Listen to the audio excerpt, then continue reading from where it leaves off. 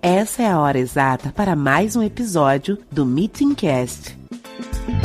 Um espaço para compartilhar tendências e experiências. Gerar insights sobre como criar valor e impactar pessoas através da utilização estratégica dos eventos.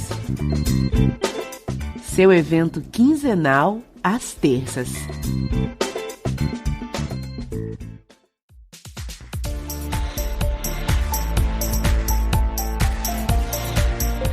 Olá, seja muito bem-vindo, muito bem-vinda ao episódio de número 5 do Meetingcast, mais um espaço para estarmos conectados e para conversarmos como conectar através dos eventos.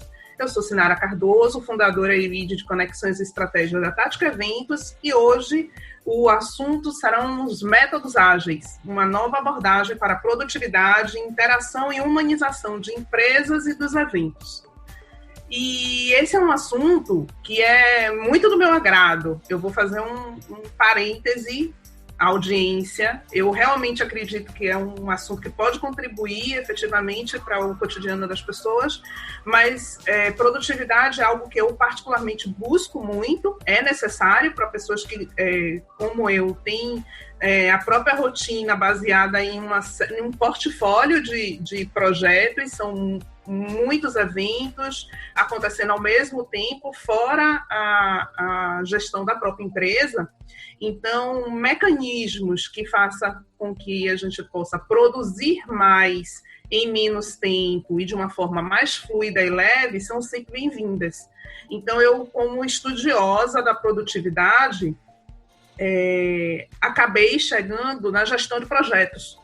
E, na verdade, além de estudar a gestão de projetos como um mecanismo de organização, né, dos eventos que nos são confiados dentro da tática, ele também era o principal assunto de um grande cliente meu, inclusive o primeiro cliente da tática, que é o PMI, o Project Manager Institute, o capítulo Bahia, dentro do Brasil, e isso fez com que eu estivesse muito próxima da gestão de projetos, né, enquanto temática, por ser o objeto do meu cliente. Então, eu acompanhei todo o início da migração da gestão de projetos formal para essa nova abordagem dos métodos ágeis.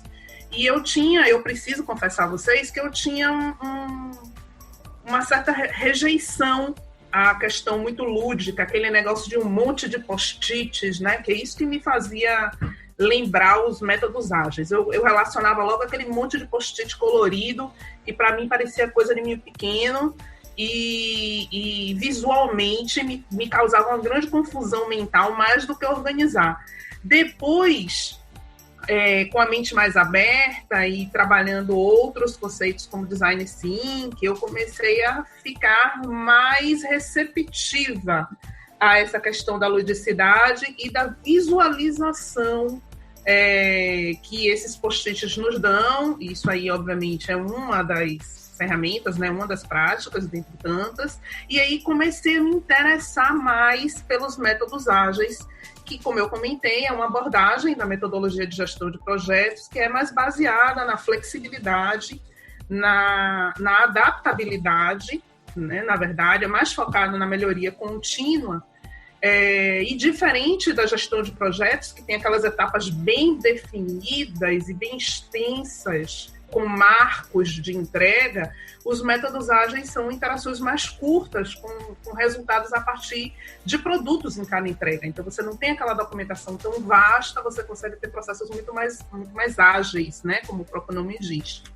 No final do ano passado, já muito interessada no assunto, eu estive no Eventos Brasil, que é o evento da ABO, da Associação Brasileira de Empresas Organizadoras de Eventos, e conheci uma das palestrantes que estava lá falando justamente como alcançar mais produtividade através dos métodos ágeis, Luciana Moraes.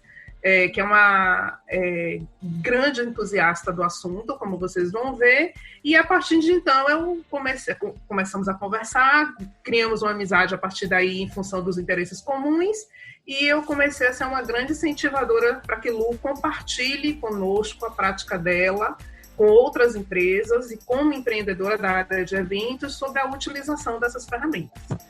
Então, vou apresentar a Lu, que é comunicóloga, relações públicas, é uma mulher de eventos há 15 anos, além dos outros papéis, né, de esposa, mãe, dona de casa, povo, pá, designer e produtora de eventos, mas, como eu comentei, uma entusiasta da gestão ágil.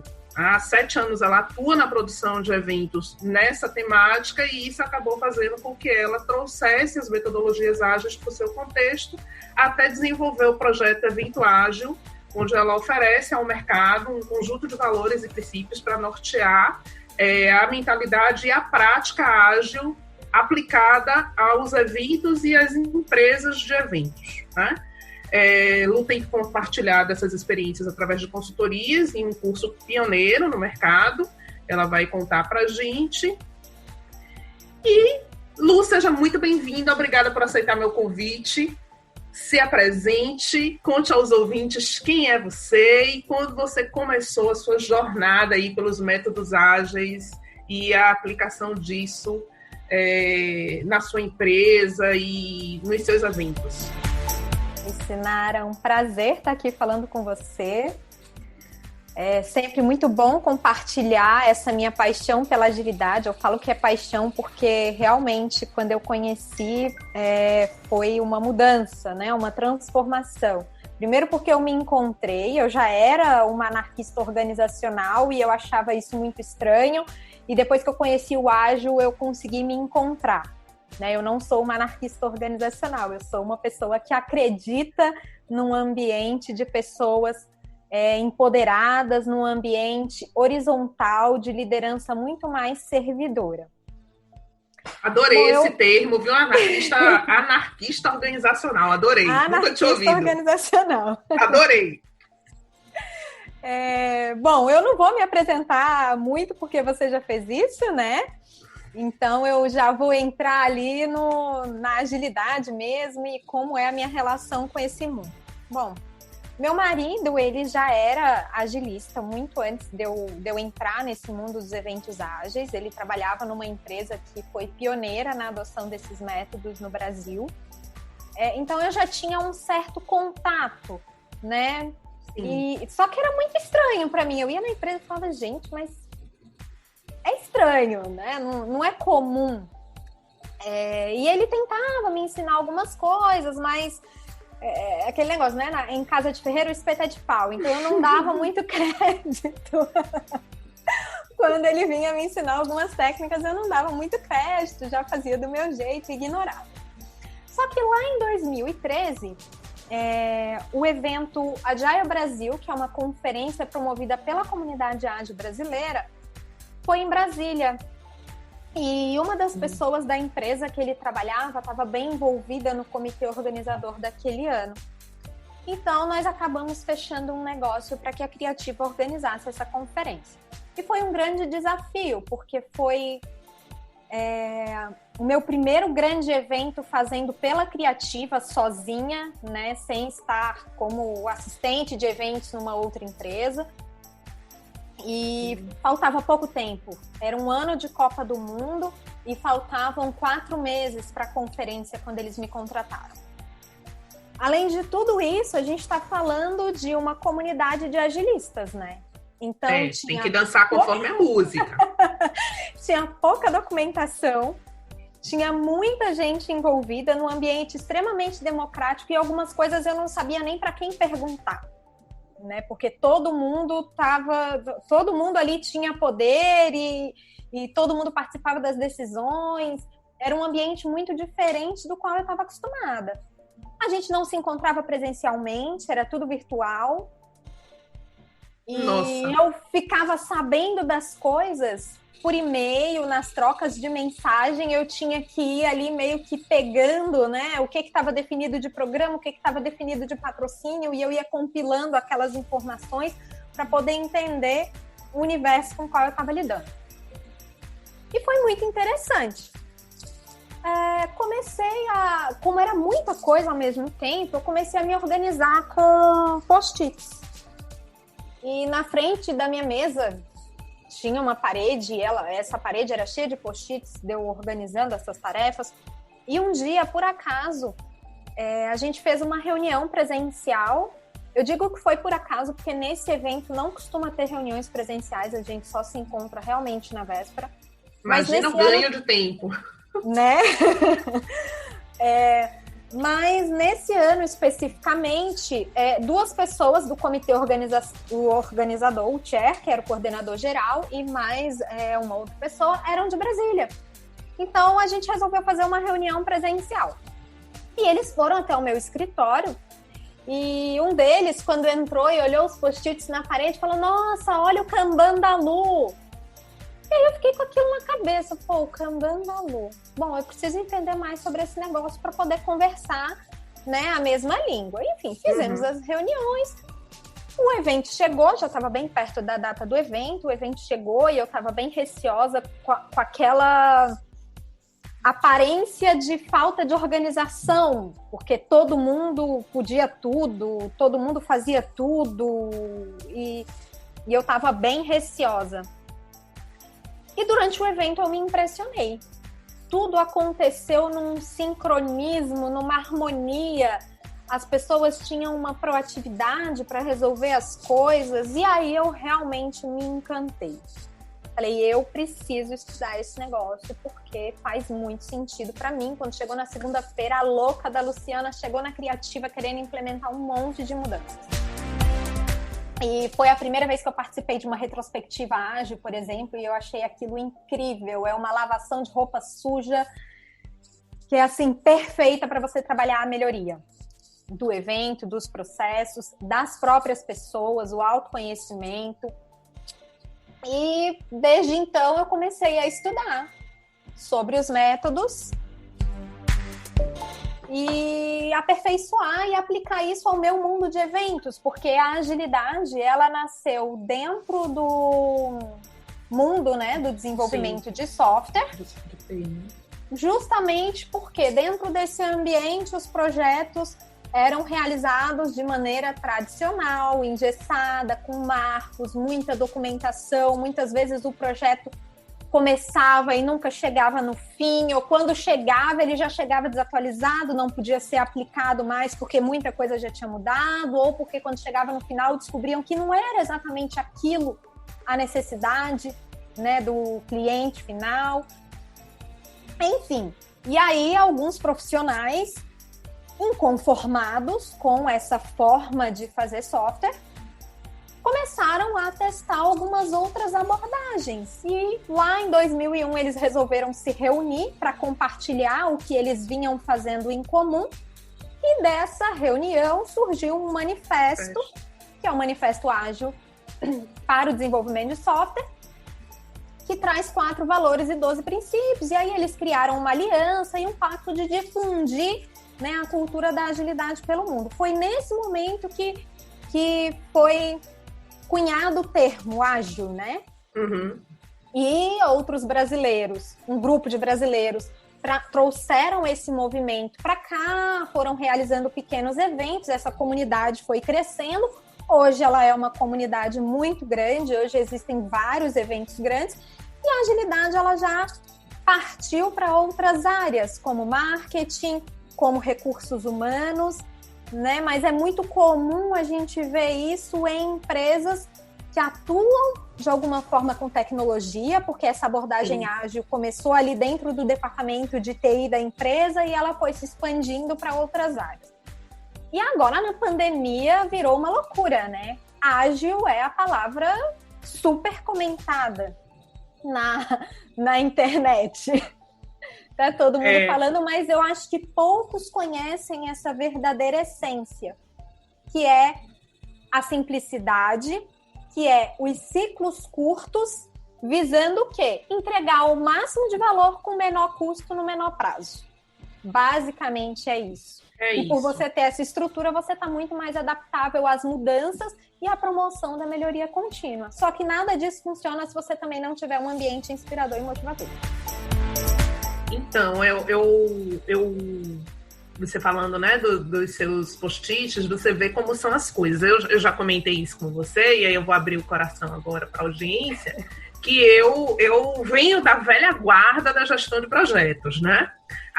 Então, os meus eventos, eles tinham um termo de abertura, com aquele, né, e olha que o meu termo de abertura é um termo de abertura curto, tem 2 páginas. Né? Mas, assim, via de regra não é isso que acontece. Como você colocou, a gente gera políticas e escopos para cada entrega, para cada... E isso faz com que haja uma documentação, como você falou, muito extensa, e que muitas vezes, no decorrer do caminho, por mais que você esteja ali com 6, 8 ou 1 ano de eventos, a gente sabe que as mudanças, elas são inerentes ao processo. E aí, se você for voltar, toda vez que tem um PREPS, para você mudar aquela documentação toda, você vai passar mais tempo mudando a documentação do que agindo, de fato, sobre a questão, para não chamar ela de problema. Né? Então, quando eu comecei a ouvir esse termo do ágil na gestão de projetos, era uma pequena parcela, né, ainda dos gestores de projetos que estavam ali envolvidos dentro dessa questão da agilidade, mas e como assim o Scrum e o Kanban ficaram muito... como é que eu vou dizer? Acho que foram as principais ferramentas, ou as mais populares num primeiro momento. Eu tomei a versão do negócio do post-it. eu achava aquilo estupidamente confuso, sabe? Eu achava uma confusão aquilo ali. Você tem que botar seu projeto todo. Eu me lembro que, veja como são as coisas, né? De forma inspiracional, para ficar fácil, uma vez a gente pegou uma parede branca, eu tinha um congresso com mais de 5.000 artigos sendo submetidos, né? Trabalhos sendo submetidos, e eram 23 salas, se eu não me engano. E eu me lembro que a produtora que tomava conta dessa parte do científico, porque não havia planilha que você conseguisse ter uma visualização completa. Você não conseguia ver o todo nunca. Não havia documento que você conseguisse ter uma visão geral da coisa. E aí ela utilizou a parede com os post-its para poder a gente fazer uma organização daquelas 23 salas, né? Isso foi em 2000 e eu estou falando de um evento chamado COMPSI, Congresso Norte-Nordeste de Psicologia. Ele é Norte-Nordeste, mas ele é praticamente um evento internacional, são 6.000 pessoas e é uma grande quantidade de trabalhos sendo submetidos. Eu estou falando de 2013, 2014. Sabe? A gente já atendia o PMI desde 2007. Eu fiz, inclusive, o Brasileiro de Gerenciamento de Projetos aqui em Salvador, em 2007. E vários eventos para o PMI ao longo desse período. E aí foi a primeira vez que eu me convenci que aquilo ali não era algo infantil. Tinha uma aplicabilidade real. Eu jamais teria condição de ver em planilha nenhuma, de bater o olho, entender qual é o contexto e ter um amparo melhor para a tomada de decisão do que daquela forma, que estava ali disposta para mim. Então, eu me dobrei ali, naquele primeiro momento. E não partiu de mim, como eu disse, partiu de uma produtora. Né? Uhum. E a partir dali, eu comecei a ver esse como o principal benefício.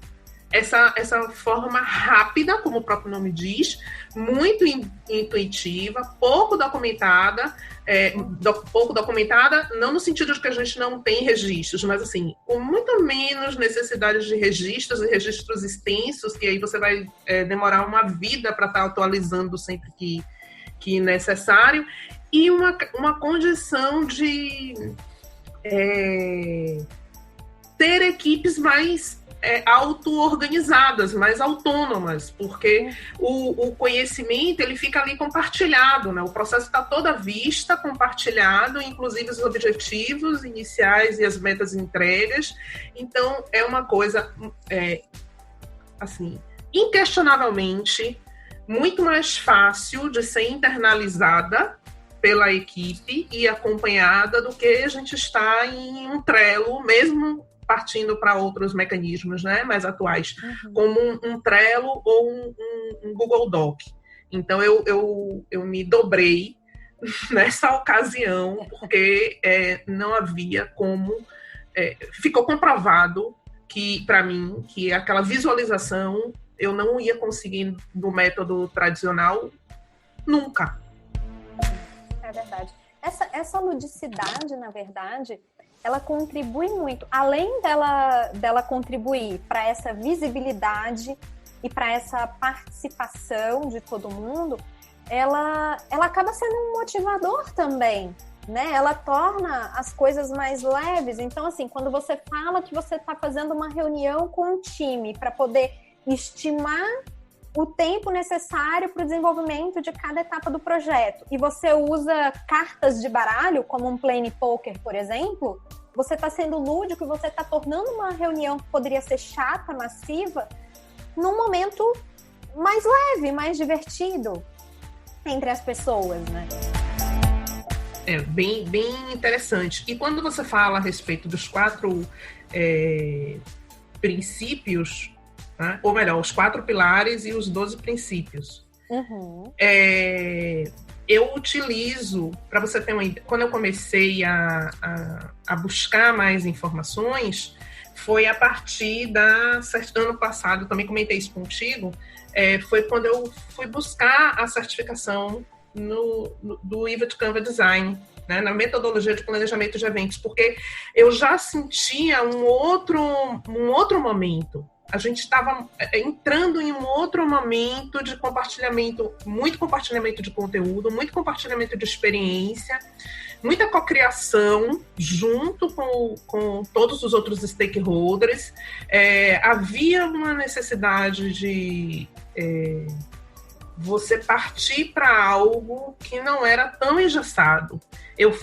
Quando eu fui buscar, inclusive, o IVA de Canva, como metodologia de planejamento, foi assim, buscando realmente entrar no mundo. E aí foi quando eu comecei a ter realmente contato com os métodos, assim, de buscar, estudar, me aprofundar. E a partir de então, esses 4 pilares, eles passaram a ser um norte para mim, né? Os indivíduos e as interações, mais importantes do que os processos, os produtos realmente funcionando, os serviços realmente funcionando e não ali simplesmente documentados, a colaboração com o cliente, o comprometimento genuíno com o cliente, mais do que o contrato, né? E a resposta à mudança como prioridade, e não necessariamente seguir o plano. Esses 4 pilares, eles passaram a ser fizeram muito sentido para mim, sabe? E aí começou a mergulhar no negócio cada vez mais e tal. Enfim, até chegar em você e depois ver o negócio realmente aplicado a empresas de eventos e à organização de eventos, como você faz. E se a gente pensar, todos esses valores, eles fazem total sentido em todos os nossos momentos, do planejamento até a entrega do evento, né? Quando a gente fala em indivíduos e interações, a gente está falando o quê? Que o cliente, que o participante, que todo mundo tem que participar do processo de criação do evento. É para eles que a gente está fazendo, né? Então a gente precisa dessa interação constante. E precisa também com o nosso time. Então, independente da ferramenta que eu vou utilizar para planejar, para executar, a nossa interação como time, ela é essencial para que todo mundo esteja ali inserido no mesmo propósito, né?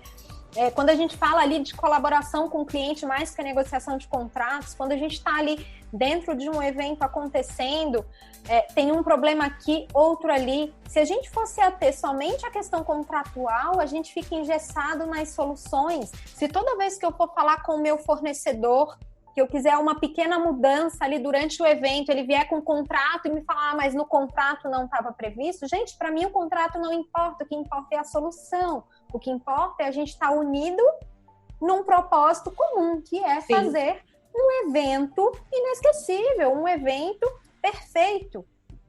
Isso, mas com uma entrega eficiente, a gente tem um momento memorável, né? Emblemático, que você consiga entregar alguma coisa realmente única a cada edição, inclusive. Porque a gente tem esse, como é que eu vou dizer? A gente tem esse desafio, muitas vezes, né, de estar trabalhando anos na mesma, para o mesmo cliente, ou para um mesmo evento, onde você tem o mesmo público participando daquele evento, e você fica, não quero dizer na obrigatoriedade, mas no desafio de inovar, de ser criativo, de fazer valer o tempo e a energia daquelas pessoas, e inclusive investimento financeiro, muitas vezes, né, quando há uma comercialização de um ticket, fazer valer o tempo que foi honrado ali para aquele evento.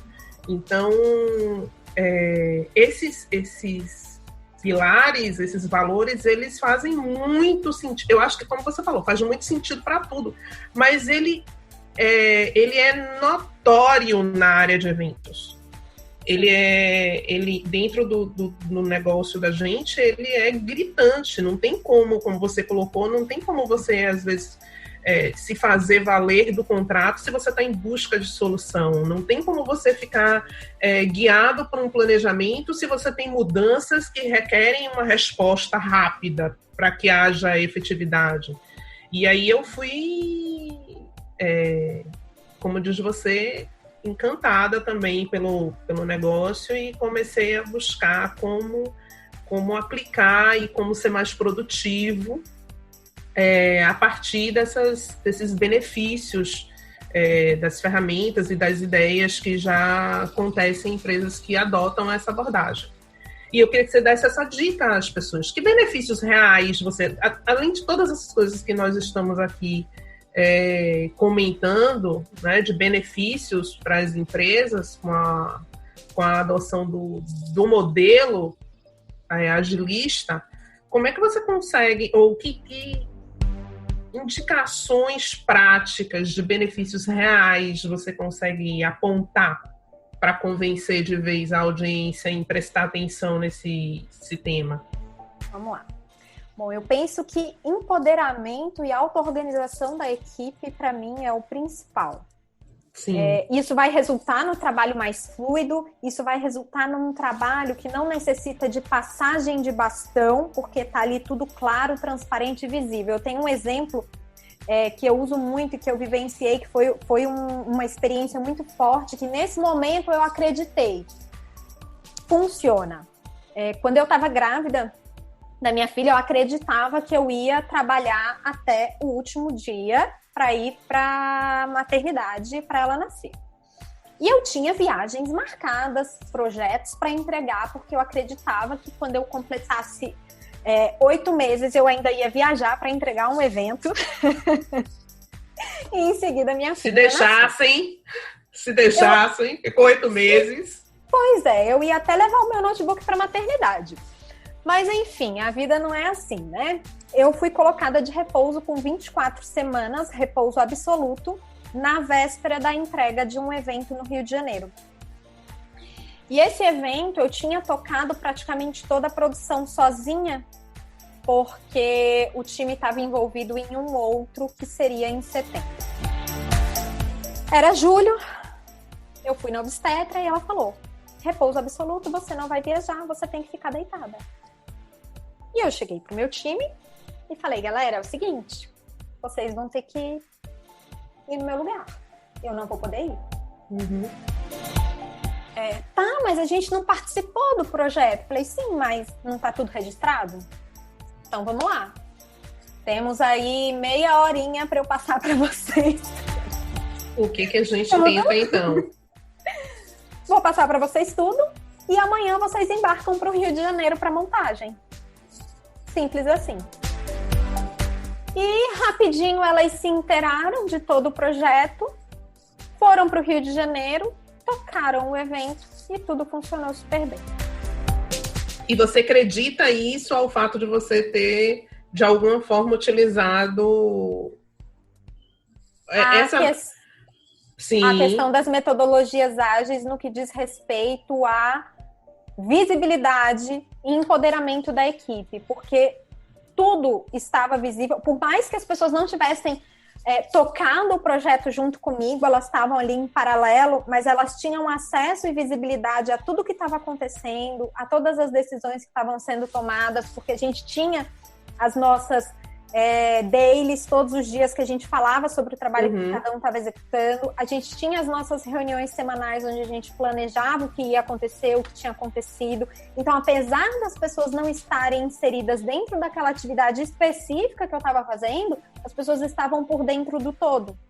Perfeito. Isso é essencial. Imagina uma produtora, de um dia para o outro, ter que assumir a ida para um evento que ela não participou da produção em si.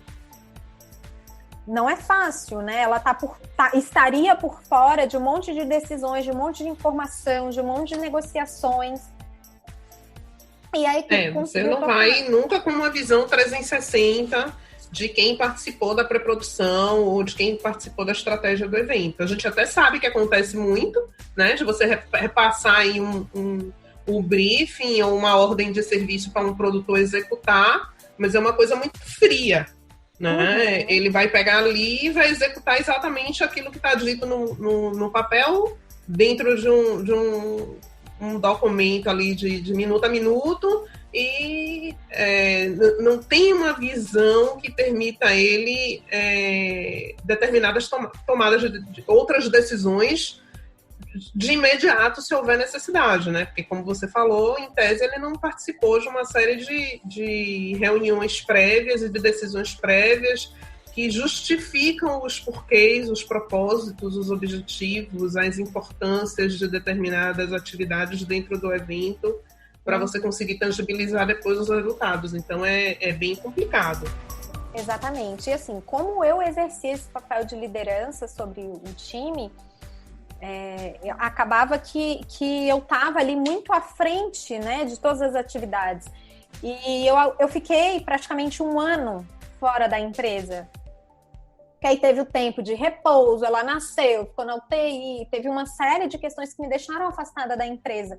E mesmo estando afastada, o time foi tocando os outros projetos e foi tocando perfeitamente. E eu conseguia... mesmo à distância, acompanhar o que estava acontecendo. Então, funcionou muito bem, foi tudo muito fluido. E eu atribuo isso à nossa capacidade, né, de estabelecer processos muito bem desenhados e de ter uma mentalidade, né, de dar visibilidade a tudo, a toda a informação, a todo o processo, a tudo que está acontecendo, tudo que foi feito, tudo que precisa ser feito.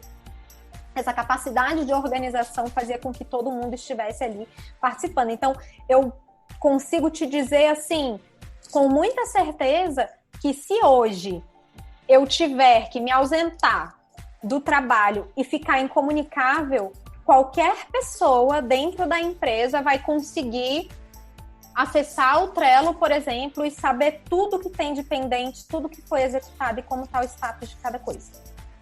Mesmo sem conversar comigo.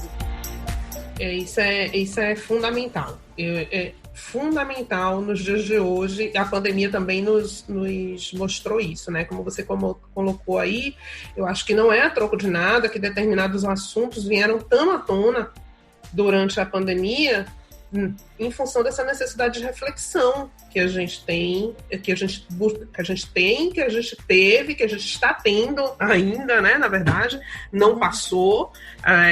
Não passou, eu não digo nem a questão da disseminação do vírus em si, mas eu digo essa grande reflexão conjunta que estamos vivendo pró-novos tempos, né? O novo normal, como a gente está vendo aí, e não é à toa que questões que privilegiem a humanização, a interação, o compartilhamento, o trabalho remoto, ou a facilidade do trabalho remoto, a preocupação genuína com o outro, empática, né? Mesmo no que tange a relações comerciais, mas um relacionamento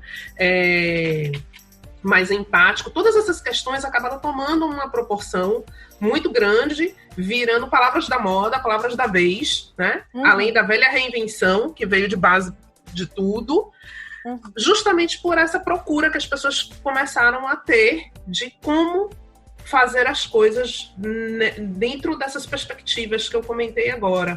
Por mais que você já tivesse algum ensaio disso, como era o nosso caso na Tática, que já estava buscando, havia já trocado a metodologia de planejamento, incorporado uma série de processos e ferramentas que, de alguma forma, agilizam o trabalho e fazem com que a comunicação fique mais fluida e compartilhada.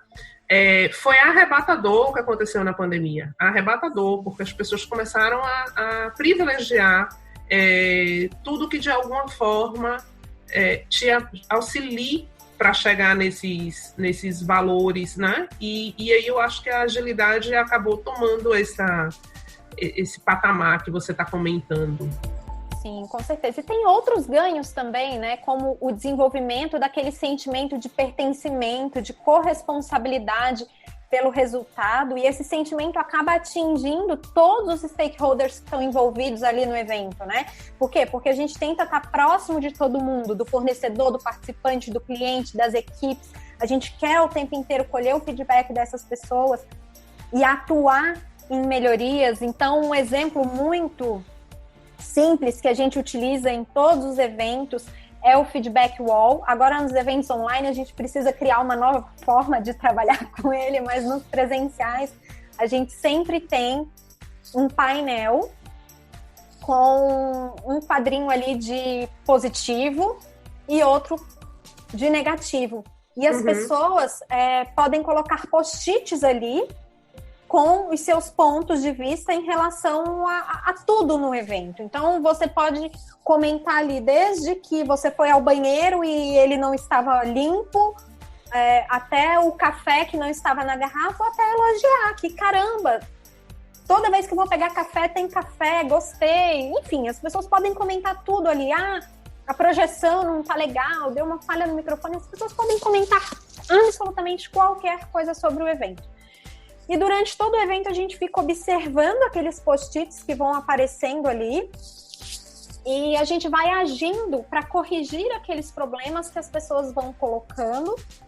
E é muito legal, porque a gente percebe o envolvimento até dos fornecedores. Eu vejo o pessoal, técnico de audiovisual, tá lá lendo para ver se tem elogio ou crítica para eles, e eles comemoram quando tem um elogio, né? E eles Bacana. Eles me procuram para conversar. Poxa, Lu, eu vi que reclamaram disso e disso, mas eu já tomei essa atitude para melhorar. Então, assim, você consegue envolver toda uma atmosfera. Já teve caso do buffet olhar o quadro e falar, poxa, reclamaram, sei lá, que faltou salgadinho vegetariano. Não, então para o próximo eu já vou aumentar a quantidade. O próprio buffet já olhou aquilo, já tomou a iniciativa.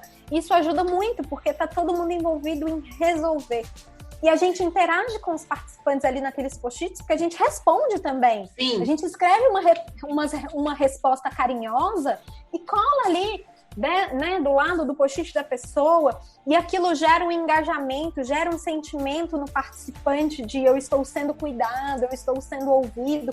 E o que a gente vê muito por aí são eventos que acontecem. A gente sabe que nenhum evento é perfeito, ele tem problemas.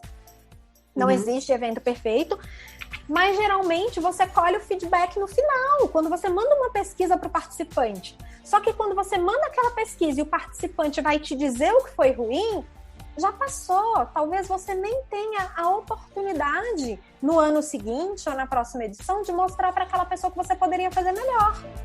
Ou até quando acontece de você ter um feedback imediato, eu digo porque já pratiquei dessa forma, né? As pessoas poderiam dar um feedback durante um evento e a gente responder. Isso foi uma coisa que se popularizou muito através de aplicativos. o aplicativo que dá a nota na hora do palestrante, ou o aplicativo que você pode falar em tempo real o que está acontecendo, sua sugestão, sua crítica, seu comentário, e aí você responde ali.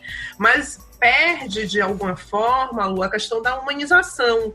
Porque você fica ali dentro do recurso tecnológico. É isso que eu ia te falar. Que perceba, eu não estou aqui... Eu adoro aplicativo, né? Preciso dizer isso, adoro. Apesar de achar que eles ficam muito subestimados dentro dos... Vamos ver agora, depois da pandemia. Mas, assim, até a pandemia, eu via que a gente não usava nem a metade dos recursos e das possibilidades de networking, de interação, enfim, que os aplicativos ofereciam. Mas quando você tinha quando você promovia essa prática de dar o feedback, o comentário, a crítica, a sugestão em tempo real, responder e consertar na hora, é aquele negócio automatizado, que não tem essa humanização que você colocar através de um recado manual e você receber um retorno manual, dá. Então, é uma ideia bacana no sentido de equilibrar também, né? Fazer muito uso da tecnologia, sim, mas também onde você pode... eu não vou dizer que é voltar atrás nem um retrocesso, mas quando você pode fazer uma observação interna, né? E promover essa reflexão e essa coisa do trabalho... do dispêndio de energia manual, a ponto da pessoa ir lá e se incomodar, ou de se importar, de ir lá e deixar o registro dela. Isso é muito bacana, não é um negócio que está à mão. Ele foi em algum lugar, ele percebeu isso durante o evento, mesmo que incentivado por mestre de cerimônias ou pelo próprio aplicativo, existe esse espaço de feedback humanizado e outras práticas aí que eu acho que você também pode sinalizar, que a gente já tem que são caminhos de humanização. Exato. Nos eventos ágeis, eu vou te ser bem sincera, eu estou falando de eventos que reúnem profissionais de tecnologia e tratam de agilidade. Então, teoricamente, a gente poderia dizer que aplicativo é a solução. Só que não. Dentro dos eventos de agilidade, aí eu vou falar como você falou, nada contra aplicativos. Eu gosto, eu acho que são super úteis.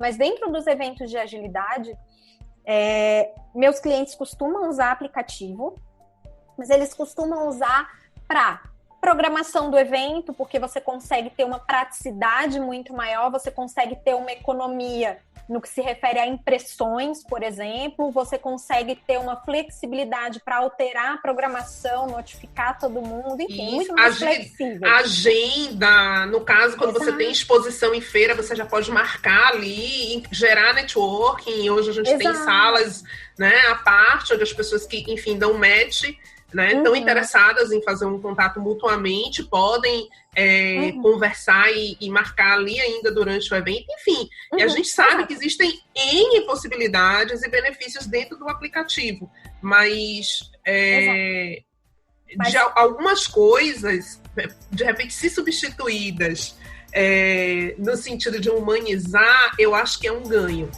Exatamente. E aí a gente vem para aquele princípio dos indivíduos e interações. Então, por que eu vou colocar as pessoas para... E a gente pensa também nos processos, né? No eliminar etapas. Por que eu vou eliminar etapas e reduzir custos? Por que eu vou gastar dinheiro com um aplicativo que me traga, além da agenda, que me traga uma funcionalidade para as pessoas fazerem reclamações, para as pessoas postarem feedback, isso e aquilo, se eu posso fazer um quadro que é mais barato, é mais simples. E este quadro, ele vai suprir a minha necessidade, as pessoas vão ter menos passos, porque elas vão estar passando em frente ao quadro, vão parar ali e colocar um post-it. No aplicativo, ela vai ter que abrir o aplicativo, ir até a área de registrar informação, colocar. Outra coisa, o quadro físico, além de toda essa humanização, de você mostrar que você está ali interagindo com a pessoa, ele acaba sendo um incentivo muito maior do que o aplicativo. Lá no app, a pessoa pode nem usar essa funcionalidade, mas o quadro está ali no meio. E aí você tem aquele outro princípio do visibilidade, transparência. Sim. Lá no aplicativo, talvez só a organização fique sabendo do que estava ruim, do que já foi feito. Mas ali você está dando visibilidade, você está mostrando para todo mundo, gente, isso aqui estava ruim, vocês reclamaram e a gente agiu e resolveu dessa forma. Isso. Acho esse aspecto da transparência também um ponto super a favor. Exato, então a gente que tem nesse evento, mas que todo o processo ágil dentro do princípio de dar esta visibilidade do todo, ele promove essa transparência, né? Isso é muito importante dentro da cultura que nós estamos entrando agora, então só reforça também. Exatamente. A mentalidade de descoberta é você mostrar para o seu time que o erro ele não é ruim. E aí isso traz a cultura da experimentação, isso estimula a criatividade. Por quê? Porque você vai experimentar, você vai aprender rápido e você vai experimentar de novo. E quando você está inserido num ambiente tradicional, onde o erro é visto como algo muito ruim, onde o erro faz com que você seja visto como incompetente, como a pessoa que falhou, com que você seja apontado, você talvez esteja podando a criatividade das pessoas e talvez você esteja se privando de fazer algo inovador, porque as pessoas têm medo de errar. Sim. Então, a agilidade traz essa mentalidade da descoberta. E de, sim, errar é permitido, porque se a gente não errar, a gente não vai acertar. O importante é aprender com esse erro. É interessantíssimo isso, né? Você falou no final que você participou, foi a primeira vez que você participou numa retrospectiva ágil, né? Que é o termo que se daria dentro da gestão de projetos as lições aprendidas. Né? E que tem essa conotação também de lavagem de roupa suja, né? Onde você observa e faz aquele grande brainstorming de tudo que aconteceu de positivo, negativo, o que pode ser melhorado, o que vai ser feito de diferente, coisas que precisam ser medidas a partir dali, mas a diferença entre as lições aprendidas e a retrospectiva ágil é justamente o fato dela acontecer de forma tão aberta. Eu acho que as lições aprendidas, por mais que elas aconteçam e poderiam acontecer, eu participei de algumas em reunião, elas ficam muito dentro da história da documentação de novo. Sabe? Muitas vezes ela é um documento que passa de mão em mão e não tem aquela interação e aquela discussão como uma troca efetiva para que haja uma resolução a partir dos problemas que foram apresentados ou dos pontos muito positivos que podem ser aprimorados para o cotidiano, seja da empresa ou de um evento. E quando você tem, dentro da perspectiva da retrospectiva, você tem essa eminência de que você está fazendo isso de forma colaborativa e presencial. Diferente do que a gente tinha nas lições aprendidas, que sim, poderia acontecer numa reunião de brainstorming, mas ela, via de regra, era muito mais um documento compartilhado do que necessariamente algo coletivo. Né? Quer dizer, não é que ela não deixasse de ser coletivo, mas ela é partir da composição da soma das partes. Sim. Né? A nossa retrospectiva de time ali na Criativa é abrir o coração. Sim. É abrir o coração. Realmente é um momento muito aberto. E um outro benefício que eu acho que é super relevante é o da melhoria contínua das entregas, do processo, do time. Você está sempre focado na economia de tempo, né, no fazer mais gastando menos, rever o tempo inteiro a forma como você faz as coisas. Não é uma cultura comum nas empresas, né? Geralmente o que você vê é: mas a gente sempre fez assim e deu certo. Tá, você sempre fez assim e deu certo, mas será que você não pode fazer de uma forma melhor, com menos etapas, uma forma que seja mais prática? E a gente está sempre fazendo isso. A cada entrega, a gente está sempre revendo o processo e trazendo uma melhoria para ele. E isso é super importante, porque você, o tempo inteiro, você consegue entregar valor. Por exemplo, quando você tem essa visão, né, do entregar valor, do economizar tempo e etapas no processo, eu tenho um exemplo muito típico, que é quando um fornecedor liga na empresa. Aí ele vai ligar para saber se uma fatura foi paga, ou para saber com quem ele pode falar, porque ele quer mandar uma proposta para o evento tal, ou se a proposta dele já foi analisada e já tem resposta. E aí, no geral, o que acontece é a pessoa que atende o telefone, geralmente uma telefonista, uma recepcionista, ela vai dizer, o fulano tá em reunião. Tá, mas você não pode me dar essa informação? Não, é só com fulano. Poxa, por que é só com fulano? A informação tá lá no Trello registrada. Entra lá no Trello, vê essa informação e fala pro fulano. Ele não vai precisar ligar trocentas vezes até a pessoa que teoricamente teria a resposta possa atendê-lo. Dê a resposta, entregue valor para o seu fornecedor também. Então, essa é a visão. É a visão da colaboração e de reduzir processos, etapas. Por que precisa falar com a Luciana se eu tenho a resposta que a Luciana vai dar? Né? E essa não é uma cultura comum. Eu vivo vendo isso no mercado e eu fico, gente, mas...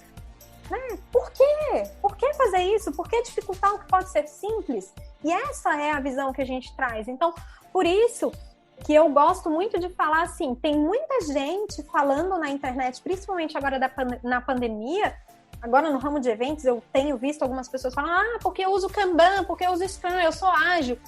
Não! Ser ágil vai muito além.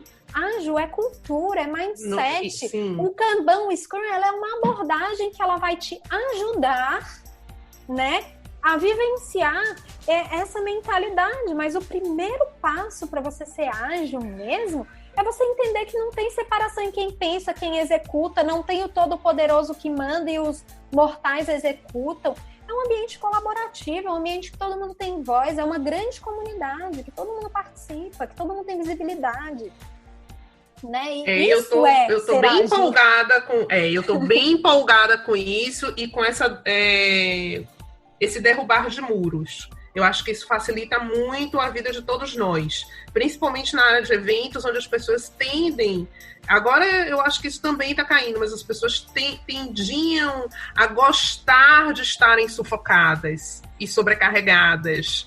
E é uma luta o que a gente faz, né? E eu acho que essa concepção tem mudado, as pessoas têm buscado a fazer o que ama, entendendo que é possível fazer de forma planejada, organizada, fluida, tranquila, com leveza, sem estar matando e morrendo, porque a gente lida com o imprevisto necessariamente, ou porque a gente precisa ter uma bagagem, uma cartola mágica para solucionar problemas, mas que até isso pode ser feito de uma forma muito mais tranquila do que se pregava, né, e do que se vivia. Então, eu tenho adotado muito isso para mim, tentado disseminar essa mentalidade de que é possível você ter uma visão 360 e derrubar alguns muros e apesar de ser muita coisa em cada função, em cada atividade, mas eu acho que cada vez mais os profissionais precisam se tornar completos e não, como é que eu vou dizer, pequenos especialistas de cada área. Quando eu digo não é de tipologias, mas eu estou falando dentro da concepção de um projeto como um todo, como é que você só recebe para poder operacionalizar, se você não tem entendimento do que aconteceu antes. Ou aquele cara que tem toda uma concepção de projeto e criatividade, mas ele não conhece nada da operação em si. Então, às vezes, ele começa a elocubrar coisas que não são factíveis, porque ele não tem conhecimento da produção na prática. A gente sabe que existem atividades, né, funções diferentes, o estrategista, o produtor, enfim, às vezes até quando a gente passa para o cara que só estuda, né, como a gente chama o eventólogo, ou o cara que só faz comunicação e marketing, que o povo já está chamando de eventeiro. Enfim, a gente tem visto aí várias tipologias, mas não tem como você fugir de uma visão do todo. E aí, novamente, essas metodologias te dão suporte para você conhecer a fundo o projeto que você está e poder compartilhar isso com a sua equipe. E eu acho isso formidável, essencial para o mundo que a gente está vivendo, para ser produtivo e ser mais feliz, mais de bem com o que a gente faz, viver bem, poder oferecer o nosso melhor, né? E ser bem remunerado por isso, porque você tem uma entrega efetivamente de qualidade. Verdade. Então, eu acho que é uma grande contribuição. É verdade. Dentro disso que você falou, eu penso nessa questão do especialista, né? Quando a gente pensa num time ágil, a gente pensa num time que ele é multidisciplinar. Então, a gente tem pessoas com várias especialidades trabalhando em conjunto dentro de um time.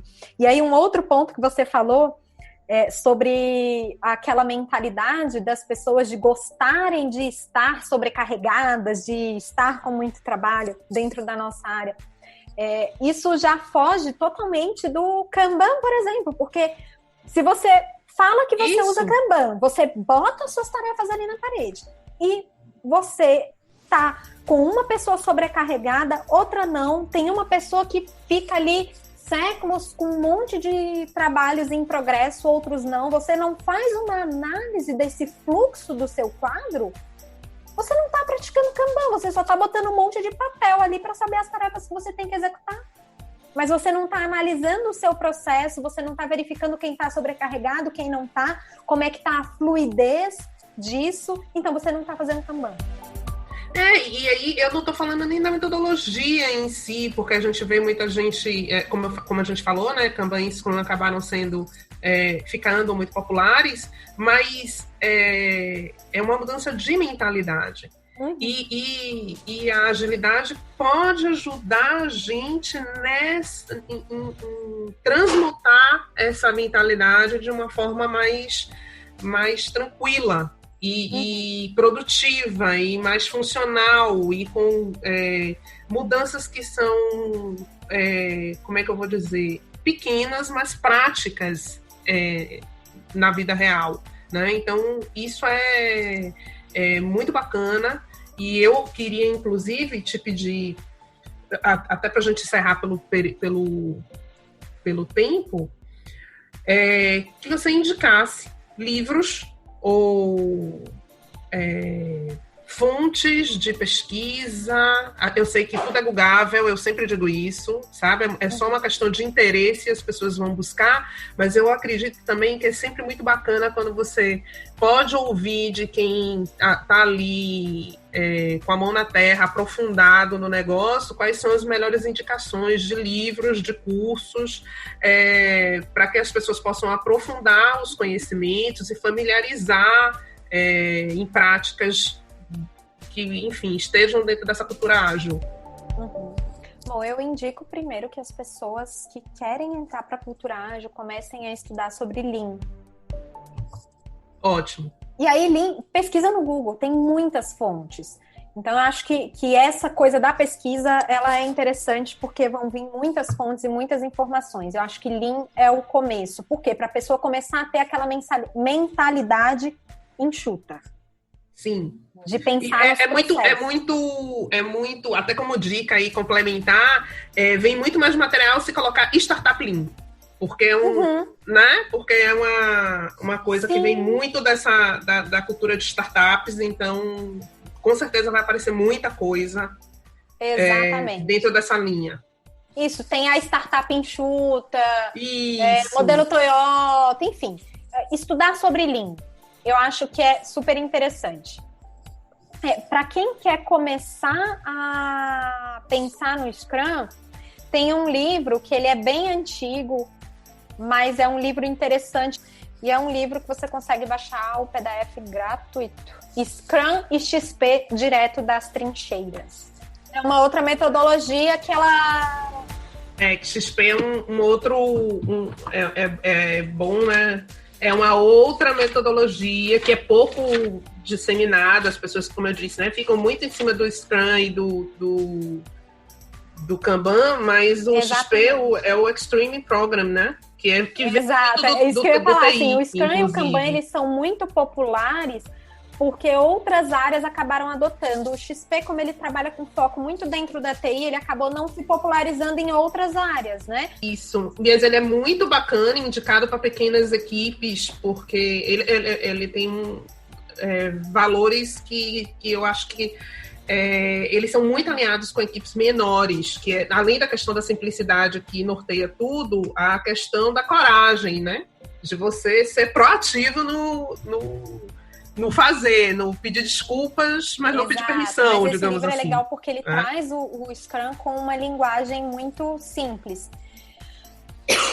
Eu acho que é super interessante. Uma outra coisa que eu recomendo é o blog de uma empresa chamada Knowledge 21. Se pesquisar como K21, consegue encontrar. Eu gosto muito do blog deles. Não é porque eles são meus clientes, não, mas eu gosto muito do blog deles. Então tá, hein? Então tá bom. Eu gosto muito do blog deles, porque tem muitos artigos legais, com uma linguagem muito simples, uma linguagem que pessoas que não são da TI conseguem entender, então eu gosto bastante. Eles têm muito conteúdo, assim, o blog deles tem muito conteúdo interessante. Outra fonte que eu acho super interessante é da Uniágio, que é Ana Soares, que está à frente da Uniágio, que ela traz também uma linguagem da agilidade muito adaptada para qualquer pessoa. Então, ela trabalha uma linguagem muito acessível, porque às vezes a gente vai atrás de conteúdo sobre isso e a gente vê uma linguagem tão técnica, mas tão técnica que às vezes a gente não entende, né? E lá na Uniágio, essa Ana, ela traz uns conteúdos com uma linguagem muito clara. Eu acho que é bem interessante. E por fim... E aí faz o jabá, amiga. E por fim... eu lancei 2 cursos que vão trazer os fundamentos, os primeiros passos para uma adoção ágil, só que é o primeiro no mercado que é totalmente focado no planejamento e organização de eventos. Então, eu vou falar a linguagem do organizador, a linguagem do produtor. Os exemplos vão ser para o nosso dia a dia de eventos, afinal, eu vivencio isso há 7 anos, então eu tenho muita experiência prática de aplicação desses métodos, né? E eu acho que isso é super interessante do que você ir para um curso que vai trazer de forma muito geral, e aí quando você for aplicar no seu contexto, você vai bater cabeça em um monte de coisa que eu já bati. Já fiz vários ciclos, já aperfeiçoei, e hoje eu já tenho, né, uma experiência um pouco mais madura para compartilhar, né, dessas técnicas aplicadas ao meu cenário, ao meu contexto de eventos. Bom, e que vale, como você colocou, não só para quem é organizador, ou produtor, ou dono de empresa de eventos, mas qualquer pessoa que, de alguma forma, lide com os eventos de uma forma, seja porque tem uma empresa, porque planeja, ou porque dentro da empresa na qual trabalha é o gestor do setor de eventos. Eu acho que é válido para qualquer profissional que, de alguma forma, esteja Exatamente. Dentro do nosso universo. A gente vai deixar na descrição do episódio, sempre tem lá a informação do convidado com o link de onde te achá-lo, mas não perde a oportunidade de dizer no LinkedIn, no Instagram, como te acha, para poder conhecer os cursos. No Instagram pode me procurar como Lu M. Dias Rocha. E no LinkedIn... no LinkedIn eu não lembro. Deixa eu olhar aqui. Bom, vai estar na descrição do vídeo, gente. Vai estar na descrição do episódio. Luciana, mas assim, acho que se botar Lu Moraes... Ela tá institucional. Luciana Moraes. Faz... Pronto. Então, eu acho que fica a dica aí para todo mundo de como começar, para se familiarizar com o conteúdo e fazendo sentido, e eu acho, sinceramente, que em algum momento vai te tocar, tem as opções do curso, que eu sempre digo que é uma forma de você ser mais ágil. É você encontrar informação sistematizada para alguém que passou por aquilo e é capaz de te mostrar o caminho das pedras de uma forma muito mais aplicada e mentorada, né? Sendo possível trocar informação com alguém que efetivamente tem como contribuir porque vivenciou. É diferente de você dar um Google, é um caminho, mas é diferente de você dar um Google ou de você comprar um livro. Então, reforçando a dica. Lu, mais uma vez e sempre, muito obrigada por estar conosco. Você é uma querida, eu troco muita informação, a gente sempre tá aí na resenha de tudo que acontece no universo, independente de métodos ágeis ou não, mas a gente tem buscado fazer muitas trocas aí, isso é maravilhoso, é uma dessas conexões que ficaram fortalecidas graças à pandemia. E este foi o episódio número 5 do Meetingcast. Seu tchau, Lu, para a minha audiência. Tchau, Sinara. Mais uma vez, muito obrigada pelo convite. Fico muito feliz em estar aqui e compartilhar um pouquinho da minha paixão por esse universo da bagunça organizada.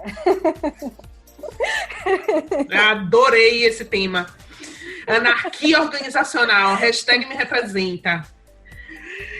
E aos meus ouvintes, a sua opinião sobre esse episódio é muito importante e a sugestão de assuntos e de outros convidados também é muito bem-vindo. E para isso, sempre entre em contato com a gente através das redes sociais, no Instagram e LinkedIn ou através dos comentários nos canais que possuem essa possibilidade. Um beijo e eu vejo vocês até o próximo episódio.